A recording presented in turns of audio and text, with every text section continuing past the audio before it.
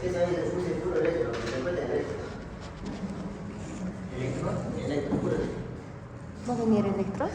Sí. Se encuentra puro electro. Ah.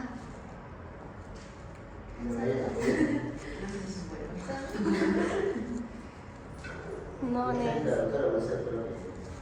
encargo con el examen de voz, hace como 2 años. Creo que no se me recuerda el mismo, ¿no? Sí. Sí, me alegro.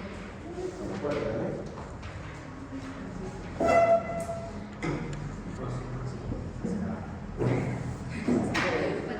Bien, se la logra. Pero sí, sí estoy grabando. Voy a vender. Uso la grabación. ¿Cuál?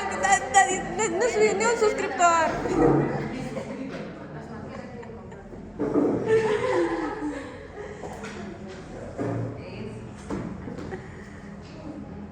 Entonces, el tema que nos propongo ahora es el disidente, ¿no?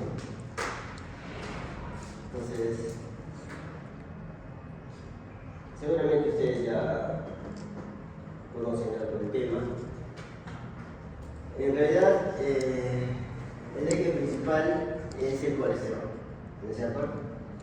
El colesterol es un lípido que es importante para el organismo, porque este colesterol es constituyente, por ejemplo, de las membranas celulares de todas las células. También el colesterol es utilizado en la síntesis de varias hormonas, ¿no? Entonces, ¿necesitamos colesterol? Sí, necesitamos colesterol. El problema es cuando el colesterol está en exceso en el organismo. Porque cuando hay un exceso de colesterol en el organismo, entonces este colesterol se va a empezar a depositar en ciertos tejidos donde no debe depositarse. Entre ellos, en el endotelio vascular, en el espacio subendotelio, en las arterias, originando lo que conocemos como aterosclerosis. Bueno, el depósito de grasa en las arterias, por ejemplo coronarias, y con el tiempo ese paciente puede hacer ¿qué? Un infarto cardíaco. O si se deposita el colesterol en las arterias cerebrales, puede ser un accidente vascular isquémico, un ataque isquémico. Entonces, el colesterol tiene que ser regulado muy finamente para que haya la cantidad necesaria y no haya en exceso. ¿De acuerdo? Entonces, creo que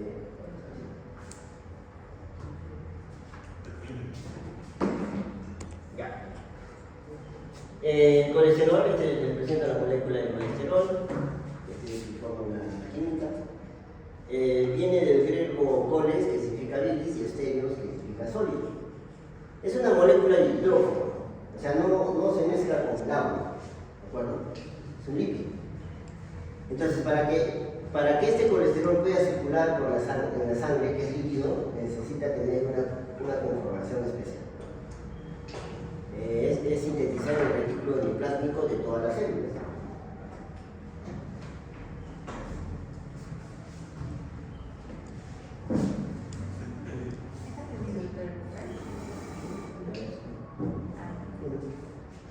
Ya, entonces, esta es la síntesis hepática en el hígado, se produce también colesterol. Hay 21 reacciones enzimáticamente catalizadas a partir de la acetilcoenzima A y la acetoacetilcoenzima A, por efecto de esta enzima, que es la hidroximetilglutarilcoenzima sintasa, se transforma la acetilcoenzima A en la hidroximetilglutarilcoenzima A. Y por efecto de esta otra enzima, la hidroximetilglutarilcoenzima reductasa, ya no sintasa, sino reductasa, se reduce a mevalonato. Y de mevalonato a colesterol. Entonces, si yo bloqueo o inhibo a esta enzima, a la HMG-CoA reductasa, hidroximetilglutarilcoenzima reductasa, ¿no? Limito la síntesis de mevalonato y de colesterol. Es ahí donde actúan unos fármacos que se llaman estatinas. Las estatinas son los inhibidores de la enzima hidroximetilglutarilcoenzima reductasa. Entonces, al disminuir la producción hepática de colesterol, la producción endógena de colesterol, ¿qué es lo que hace el hígado? Empieza a captar colesterol de la sangre. De esa manera disminuye el nivel de colesterol en la sangre. ¿De acuerdo? Estatinas tenemos muchas, desde la atorvastatina, la rosuvastatina, que son las más potentes, la simvastatina y más anteriormente la novastatina y la pravastatina. Serivastatina fue retirada del mercado por toxicidad. Producía cierta toxicidad.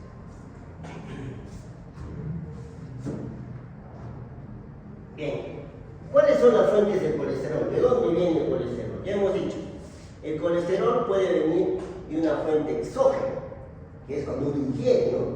Uno ingiere sus alimentos, ingiere grasas, lípidos, entonces pues de la comida es la fuente exógena, ¿no es cierto? Esas grasas son emulsificadas a nivel intestinal por diferentes lipasas y después son absorbidas. Esa es la fuente exógena, lo que nosotros comemos. Pero también hay una fuente endógena. Hemos dicho que las células, y sobre todo las células hepáticas, producen colesterol. Esa es la vía endógena. En el hígado se produce gran cantidad de colesterol, que finalmente va a llegar al torrente circulatorio. Bien, ¿cuáles son las funciones del colesterol? ¿Por qué es importante el colesterol? Tiene una función estructural, ya que el colesterol es componente ADG de la membrana citoplasmática en una proporción molar 1:1 con los fosfolípidos, regulando las propiedades físico-químicas como la fluidez de la membrana citoplasmática. También es precursor en la formación de la vitamina D. También es precursor en la formación de hormonas sexuales como la progesterona, estrógenos, testosterona. Precursor de hormonas como el cortisol y la aldosterona, ¿no? Son corticoides y precursor de las sales biliares. Correcto, esas son las funciones del colesterol.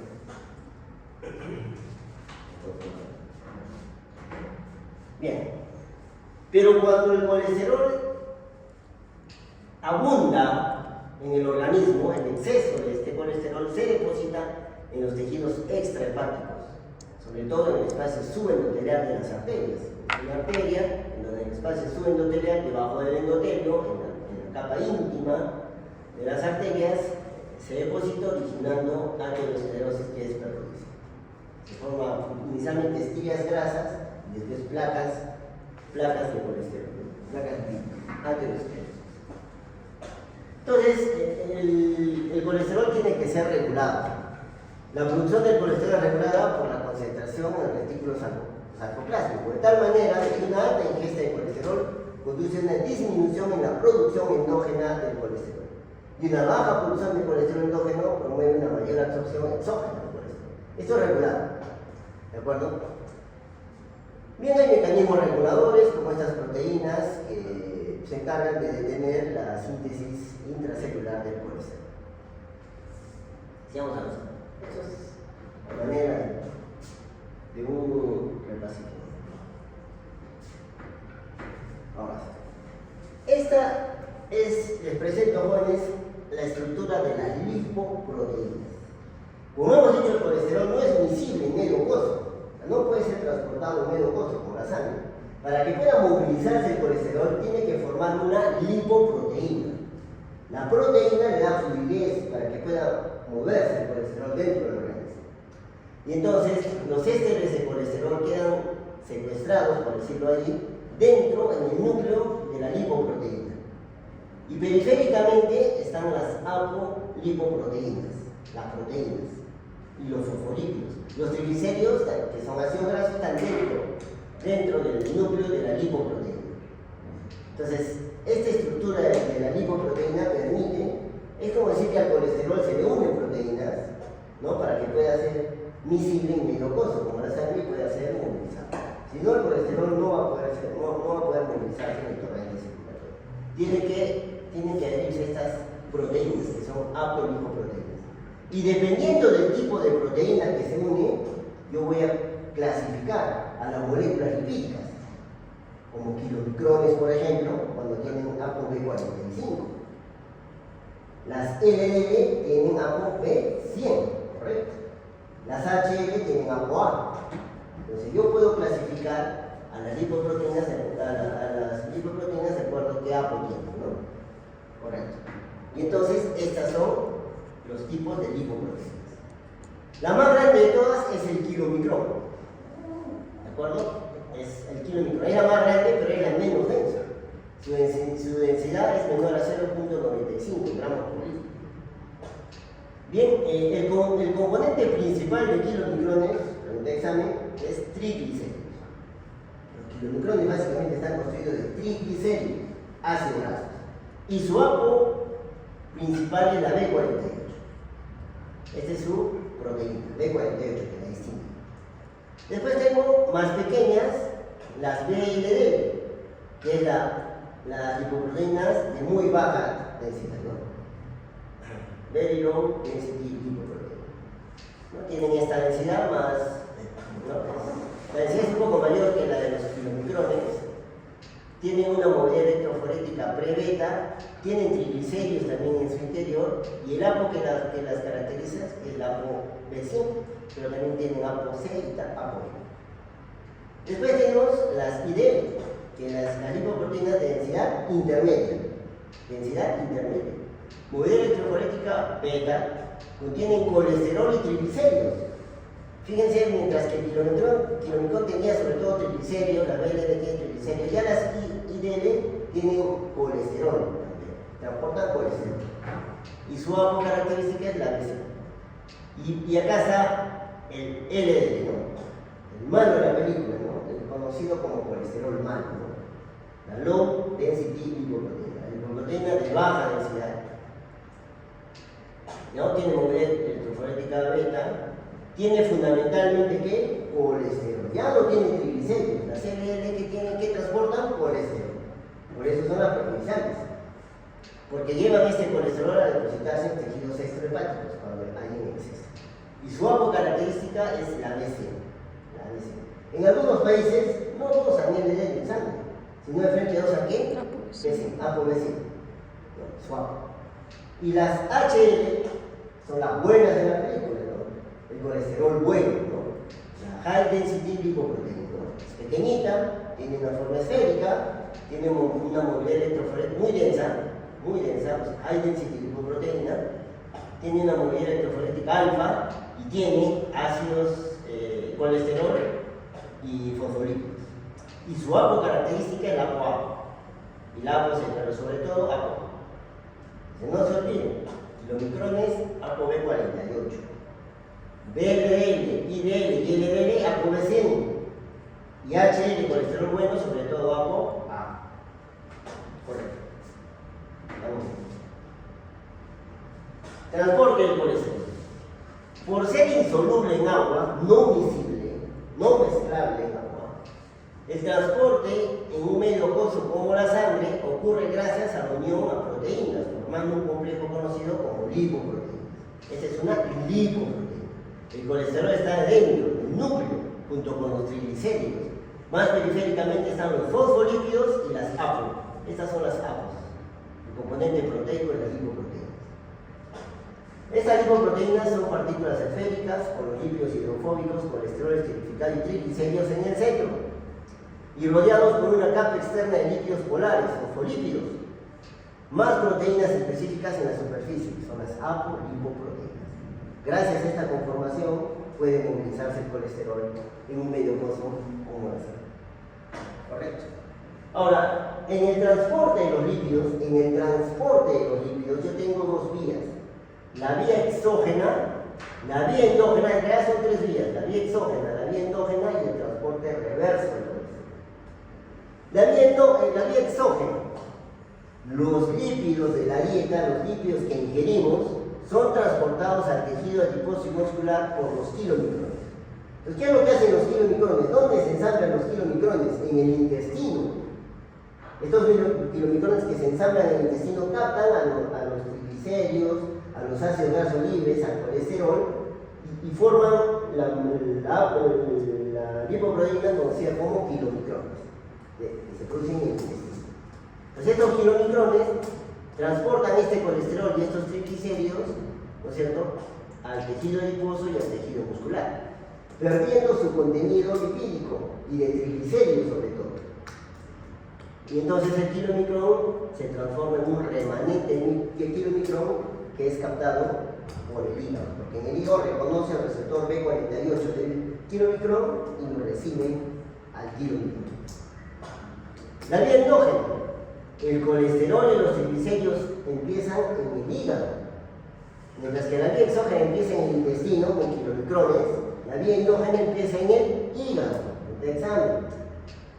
Son transportados a los tejidos periféricos, este colesterol, estos triglicéridos hepáticos, son transportados a los tejidos periféricos por las VLDL, las ILDL y las LDL.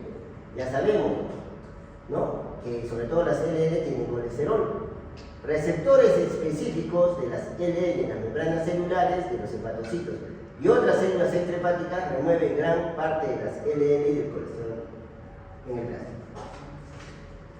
Y la tercera vía en el transporte del colesterol es el transporte reverso del colesterol. El colesterol depositado en los tejidos periféricos se devuelve al hígado a través de las HDL. Ese se llama transporte reverso del colesterol. Esta es la única vía de excreción del colesterol, ya que el organismo es incapaz de degradar el colesterol, solo eliminarlo como sale directa a través del hígado, ¿no? Entonces no se olviden las tres vías en el transporte de los lípidos: la vía exógena, que empieza en el intestino con los kilomicrones; la vía endógena, que empieza en el hígado con las VLL, IDL y LDL; y el transporte reverso del colesterol, del cual se encargan las HDL. Y acá les he graficado más o menos tanto la vía exógena como la vía endógena, lo mismo que les decía. El colesterol de la dieta, ¿no?, y el colesterol que viene de los ácidos biliares, ¿no es cierto?, en el intestino, se ensambla el kilomicrón. El kilomicrón se ensambla en el intestino. Ahí el kilomicrón recibe este colesterol de la dieta, estos ácidos grasos, estos triglicéridos, forma el kilomicrón, es una molécula grande. Y ahí están los apos, pero sobre todo el apo principal del kilomicrón es B48. Este kilomicrón es rico en triglicéridos, cargado de triglicéridos. Entonces, ¿qué va a hacer el kilomicrón mientras viaja por la sangre, en los capilares? Sufre el efecto de esta enzima, que es la lipoproteína lipasa. Es importantísima esta proteína, lipoproteína lipasa, esta lipoproteína lipasa. ¿Qué es lo que hace? Reduce al kilomicrón, hace que el kilomicrón pierda sus ácidos grasos, sus triglicéridos.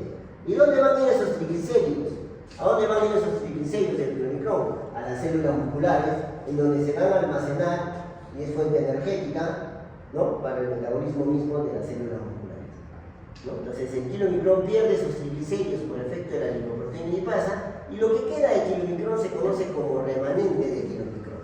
Ese remanente de kilomicrón es recibido, es captado por el hígado, porque el hígado reconoce el receptor B48 del triglicérido y lo recibe al kilomicrón. ¿De acuerdo? Esta lipoproteína lipasa es muy importante, porque las personas que no tienen lipoproteína lipasa genéticamente, no se produce esta lipoproteína lipasa, van a tener kilomicronemia, exceso de kilomicrones en sangre. Bien, esa es la vía exógena. Ahí termina, cuando el remanente de kilomicrón es captado por el hígado. Ahí termina, la vía exógena. Ahora entramos a la vía endógena. ¿De dónde empezaba la vía endógena? Les dije, en el hígado, en el hepatocito. ¿Qué es lo que hace el hígado? Bueno, con el colesterol y el remanente del kilomicrón, ¿de acuerdo?, ensambla a las VLDL, a las Very Long Density Lipoprotein, ¿no es cierto?, cuyo contenido principal es triglicéridos, como el kilomicrón, ¿no? Y el apo de las VLDL es el apo B100. Esta VLDL, igual en los capilares, cuando viaja por la sangre, sufre el efecto nuevamente de esta lipoproteína lipasa, que es importantísima. Esa lipoproteína lipasa reduce al VLDL, le quita sus triglicéridos para que se depositen como fuente energética en las células musculares, y lo que queda de la VLDL se conoce como IDL, que tiene menos triglicéridos y ya tiene algo de colesterol. Su apo principal es la BC. Después estas IDL, igual por efecto de otra enzima, que es la lecitin, colesterol aciltransferasa, transfiere triglicéridos también con las HDL. Finalmente estas IDL se transforman en LDL. Estas LDL que tienen fundamentalmente colesterol, ya no triglicéridos, sino colesterol. ¿Y qué hacen estas LDL? Acá hay algo muy importante, ¿eh? Estas LDL, que son ricas en colesterol, pueden ser captadas por el hígado, porque el hígado tiene receptores de LDL. Entonces, el hígado con sus receptores de LDL capta el LDL y bueno, ya capta el colesterol de las LDL a nivel hepático. Pero estas LDL cuando están en exceso, cuando hay un exceso de colesterol y hay un exceso de LDL, estas LDL depositan este colesterol en tejidos extrahepáticos que también tienen receptores de LDL. ¿De acuerdo? Entonces el exceso de colesterol puede ser depositado en tejidos extrahepáticos.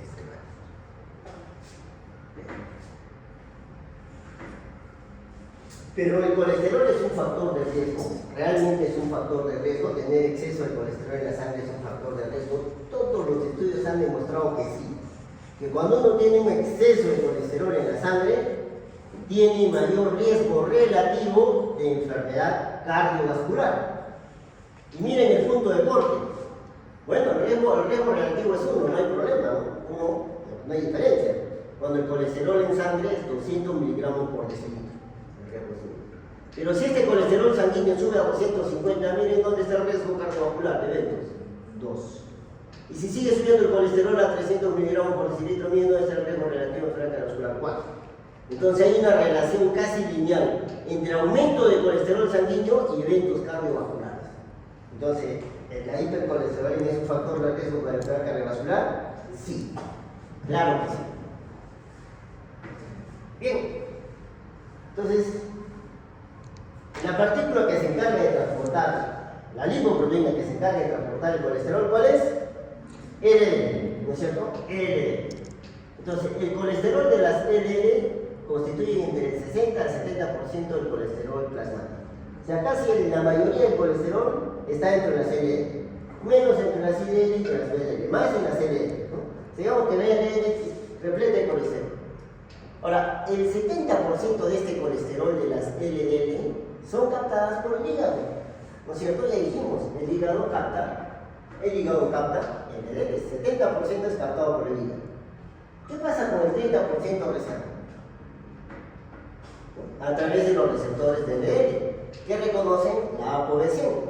El resto, el 30% restante del colesterol de las LDL, es captado por células periféricas a través del receptor de LDL.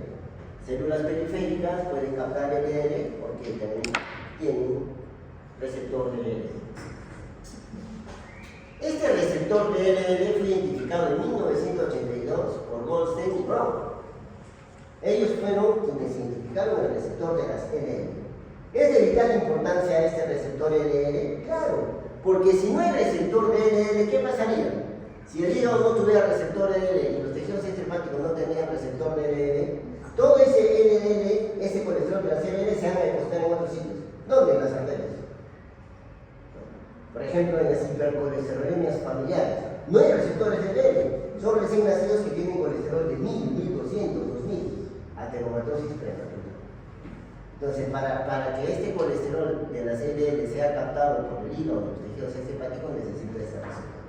Si no hay ese receptor, el pronóstico es muy malo, porque hay hipercolesterolemia. ¿Sí? Acá. Entonces, el 70% del colesterol de las LDL se va al hígado, que se metaboliza en el hígado. El 30% es captado por las células periféricas.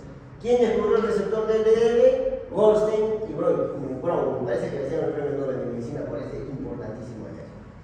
Pero luego de captar a las LDL, el complejo receptor LDL es internalizado en el interior de la célula. Digamos, el hepatocito capta el receptor, capta el LDL colesterol, se une el receptor a las LDL y se interniza el colesterol dentro del hepatocito de la célula. ¿De acuerdo? Como una vesícula. Luego de captar a las LDL, el complejo receptor LDL es internalizado al interior de la célula, donde los endosomas disocian a las LDL y al receptor en el interior de la célula. Lo disocian. ¿Qué pasa con el receptor? El receptor puede ser reciclado de nuevo a la superficie celular, otra vez lo regresa a la superficie celular. Ya captó el colesterol de la LDL, lo regresa a la superficie celular, o ser dirigido a los lisosomas para su destrucción. Los lisosomas destruyen al receptor de LDL.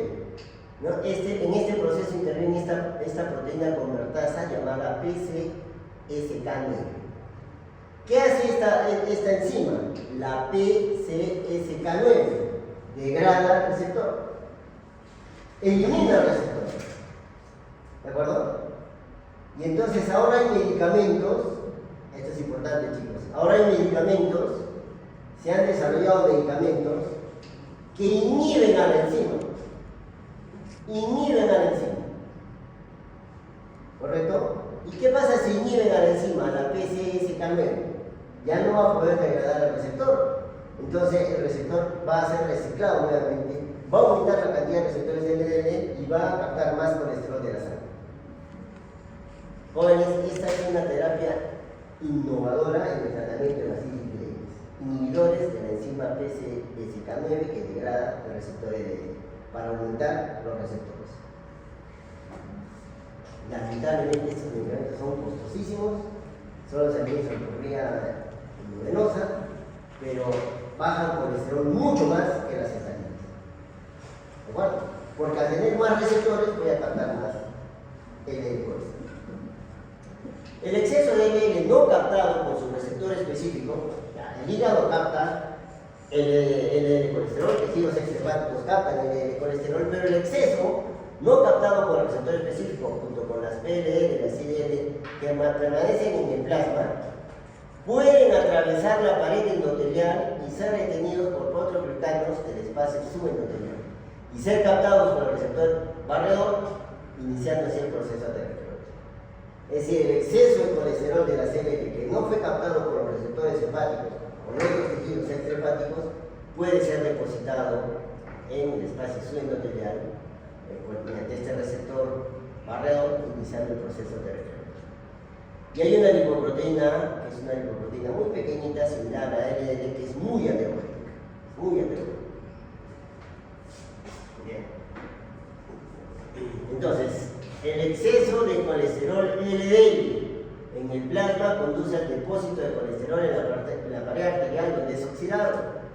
El LDL oxidado en la pared arterial de la vasculatura se une a un receptor barredor del macrófago, se interniza formando células espumosas, etapa inicial y núcleo de la placa ateromatosa.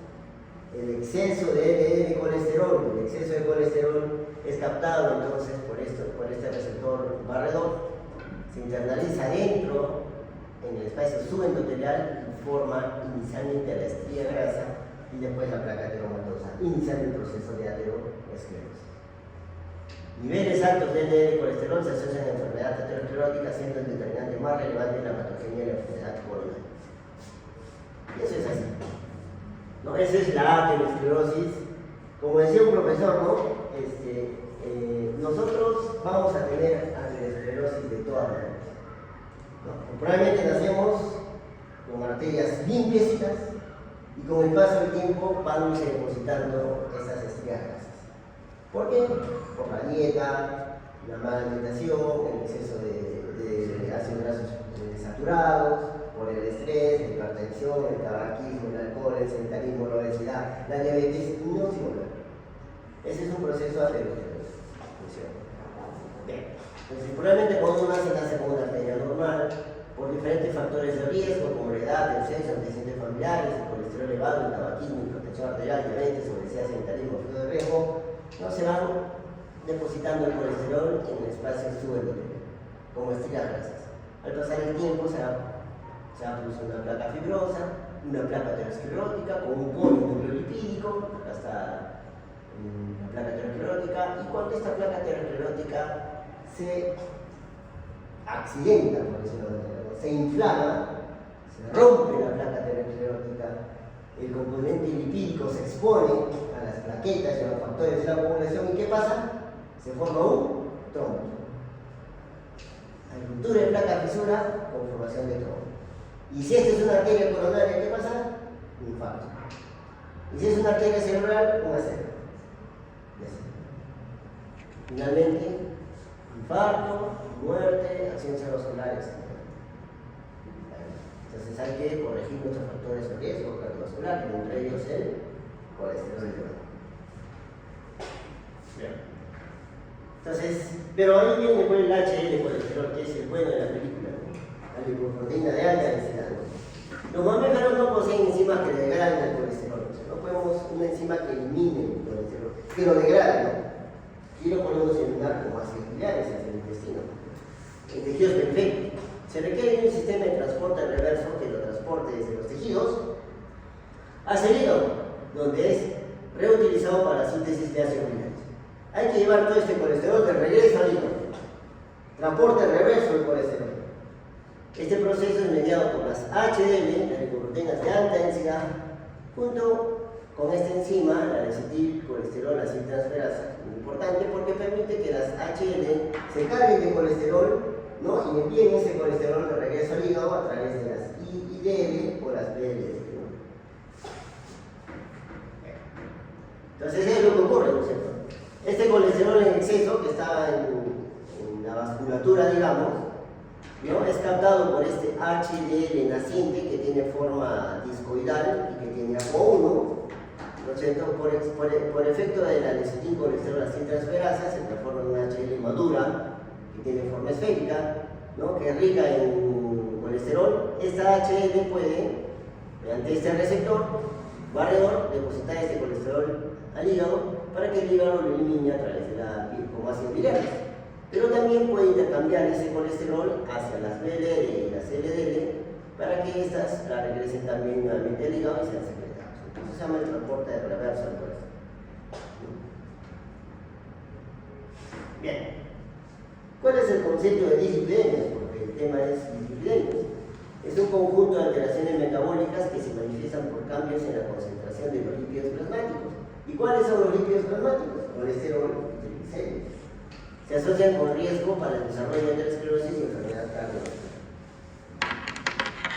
¿Cuál es el mecanismo patogénico? Una excesiva producción de lipoproteínas o una remoción inadecuada de estas lipoproteínas.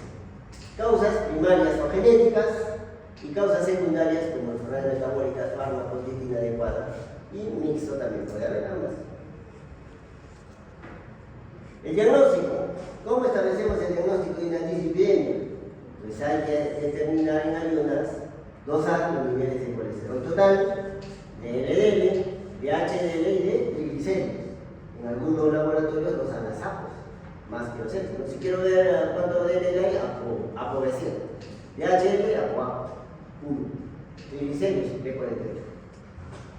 Y acá tenemos una fórmula de Friede-Watt que me permite calcular la cantidad de LDL colesterol partiendo del colesterol total, del HDL y los triglicéridos.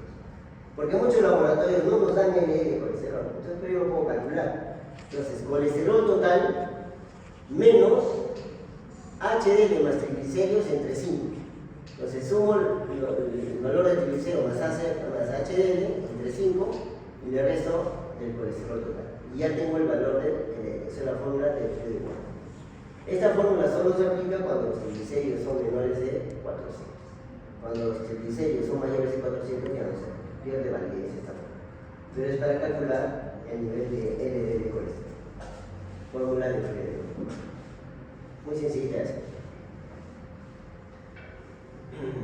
Bien. Ahora, la clasificación etiológica, hemos dicho que las dislipidemias son primarias y secundarias. Las primarias son genéticas. Cuando lo que predomina es el aumento del colesterol y cuando predomina es el aumento de los triglicéridos y mixtas. Predomina el aumento del colesterol, la hipercolesterolemia familiar autosómica dominante, en donde, como les decía, ¿no? Hay un defecto en el receptor de LDL. No se produce el receptor de LDL. Entonces el LDL cargado de colesterol, ¿a dónde lo va a llevar? ¿No es cierto? Aumenta el LDL colesterol en la sangre, ¿no? Como les decía, estos neonatos tienen valores de 1000, 2000, 3000, una dermatosis prematura, porque prácticamente su sangre es lipídica totalmente. Ese colesterol de la LDL no puede ser captado porque no es receptor de LDL, genéticamente determinado, un defecto del receptor. O también un defecto de la PCSK9. La hipercolesterolemia familiar autosómica recesiva, la hipercolesterolemia poligénica familiar. Esa es causa primaria de aumento del colesterol.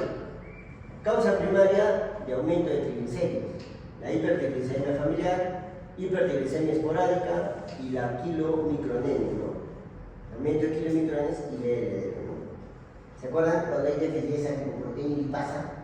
¿No es cierto? Los kilomicrones no pueden eliminar sus triglicéridos porque los aumentan. y mixtas cuando aumenta el colesterol y los tipos. Y las causas secundarias, pues la diabetes, los diabéticos tienen más colesterol, el LDL que las otras personas, la obesidad, la resistencia a la insulina, pancreatitis aguda, embarazo, lactancia, insuficiencia renal crónica, hipotiroidismo. Los pacientes hipotiroideas son hipertensos, hipercolesterolémicos, ¿no? los hipotiroideos, sobre todo pacientes hipotiroidismo de mujeres, síndrome nefrótico, etc. Son causas secundarias. Bien, y esta es una diapositiva un poco reciente, la guía de la Sociedad Europea de Cardiología de 2019, actualizó, ¿no es cierto? Y se los quise traer porque, miren, lo que nosotros tenemos que hacer en prevención primaria, es algo importante, en prevención primaria, cuando viene nuestro paciente, ¿qué tengo que hacer? Tengo que valorar el riesgo cardiovascular que tiene el paciente, ¿no? Tengo que ver el paciente hipertenso, el diabético, etc. Que no ha tenido nunca ningún evento, digamos, valorar su riesgo cardiovascular. Y el riesgo cardiovascular lo puedo hacer con scores. ¿Cuáles son los scores más conocidos? Framingham, han escuchado, ¿no? Tengo el score americano, tengo el score europeo, que es el score europeo. Entonces, viene el paciente y yo le aplico el score europeo. Entonces me dice cuál es la edad del paciente, el sexo, cuánto de colesterol tiene, cuánto de HDL tiene, cuánto de LDL tiene, cuál es su presión, fuma, no fuma, es diabético, no es diabético. Pues esa se la pueden descargar de Play Store, en el celular. Ni siquiera se tienen que aprender de memoria.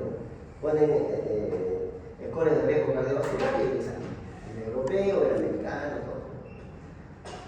Dice que si es que el paciente tiene un score bajo, un bajo, para eventos cardiovasculares, dice menos del 1%, un riesgo relativo menos del 1% de eventos cardiovasculares de acá a 10 años, es un score bajo, ¿no es cierto? Bajo. Entonces, el nivel de LDL de colesterol que debe tener ese paciente es 116 miligramos por decilitro. Ya para las personas sanas, sin ningún problema cardiovascular ni factores de riesgo, ¿cuál es su meta de LDL de colesterol? 116. Antes era 130, ¿no? Ha bajado a 116. Están diciendo menos. A menos mejor. Ahora, si yo le aplico el score de riesgo y me sale entre 1 y 5, este es un riesgo moderado. Pero ¿quién más tiene riesgo moderado? Miren, pacientes jóvenes, diabéticos, tipo 1, menores de 35 años. O diabéticos tipo 2, mayores de 50, menores de 50. O diabéticos con una duración mayor a 10 años, sin otros factores de riesgo. O sea, el paciente diabético tiene un riesgo por lo menos moderado, hasta hoy día alto. Pero ya, si el paciente tiene un riesgo moderado, el nivel de LDL colesterol debe ser más bajo. ¿Hasta cuánto? Hasta 100.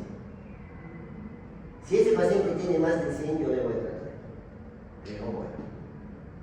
Esas son las metas para el tratamiento. Ahora, si el paciente tiene un score de riesgo entre 5 a 10, ya es un riesgo alto.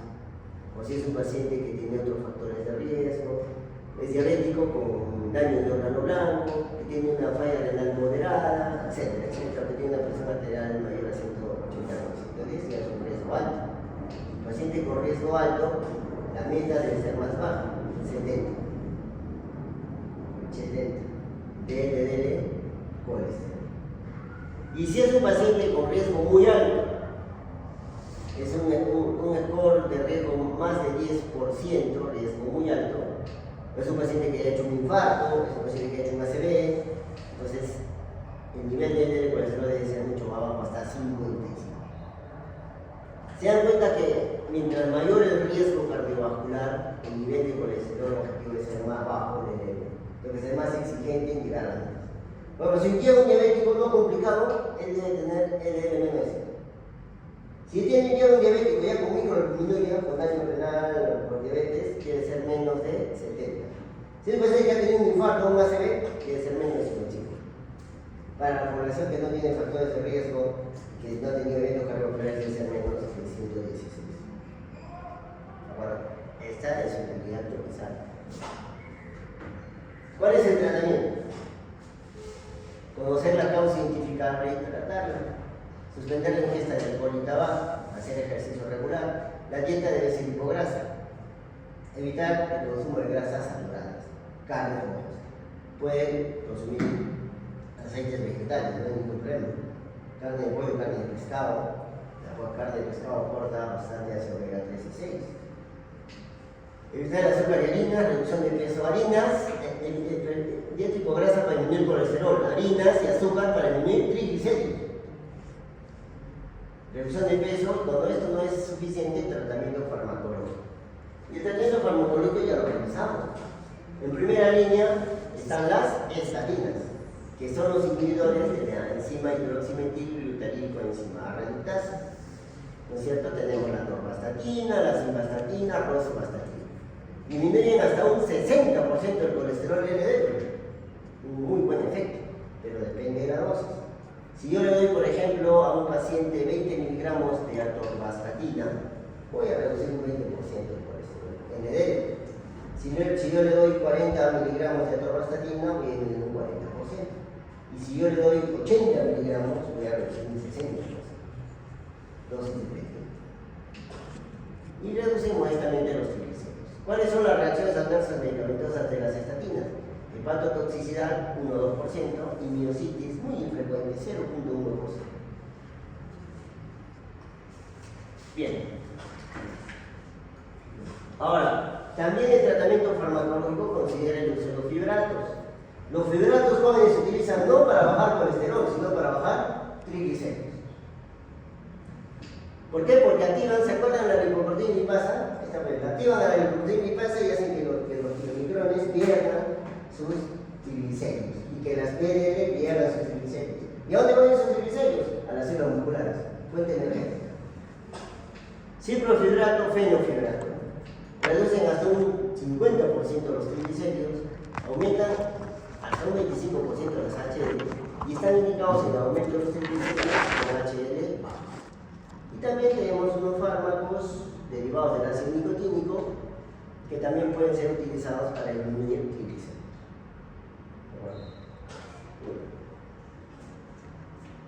El tratamiento generalmente se da por 2 meses, después se le hace un control del perfil lipídico al paciente, si ha llegado a las metas.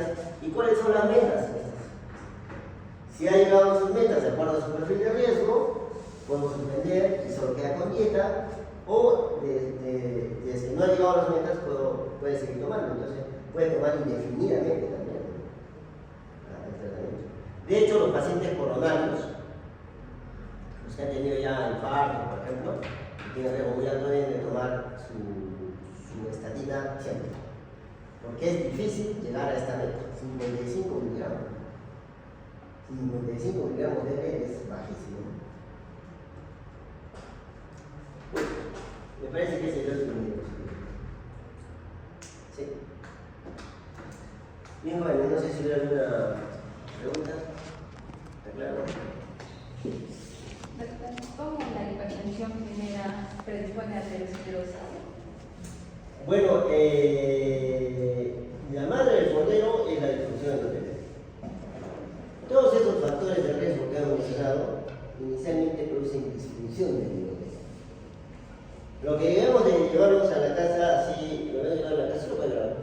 Lo que llevarnos a la casa es que, la puede grabar. Lo que nos debemos llevar a la casa, el concepto importante es que el endotelio sano, un endotelio sano es una vasculatura sana. ¿Qué es el endotelio? Son esas células que tapizan el interior de las arterias y que antes decían que no funcionaban para nada. Pero ahora se sabe que el endotelio regula la salud vascular mediante la producción de mediadores, como el óxido nítrico y la endotelina, por ejemplo, prostaglandina. Un endotelio sano son arterias sanas. Un endotelio enfermo es arterias enfermas. Por ejemplo, la diabetes promueve disfunción endotelial. La hipertensión promueve disfunción endotelial. La enfermedad hipertensiva en el embarazo se produce por disfunción endotelial. ¿De acuerdo? De esa manera, ¿no? De esa manera. Entonces, un endotelio sano, por ejemplo, es un endotelio vasodilatador. Un endotelio enfermo es un endotelio vasoconstrictor, porque proviene endotelina. Bueno, y ahí aparece hipertensión también. Un endotelio sano es antiproliferativo. Un endotelio sano es antiinflamatorio. ¿No? Un endotelio enfermo promueve inflamación, promueve vasoconstricción. Todo eso es lo que la madre cordero es el endotelio. ¿no? ¿Y por qué se daña el endotelio? Porque a consecuencia de todos esos factores de riesgo cardiovascular se producen radicales libres que dañan el endotelio, ¿no? Como el peróxido de hidrógeno, el hidroxilo, dañan el endotelio, disminuyendo la producción del famoso factor relajante derivado del endotelio, que no sabemos si es el oxígeno. Todos esos factores de riesgo dañan el endotelio y de esa manera dañan la salud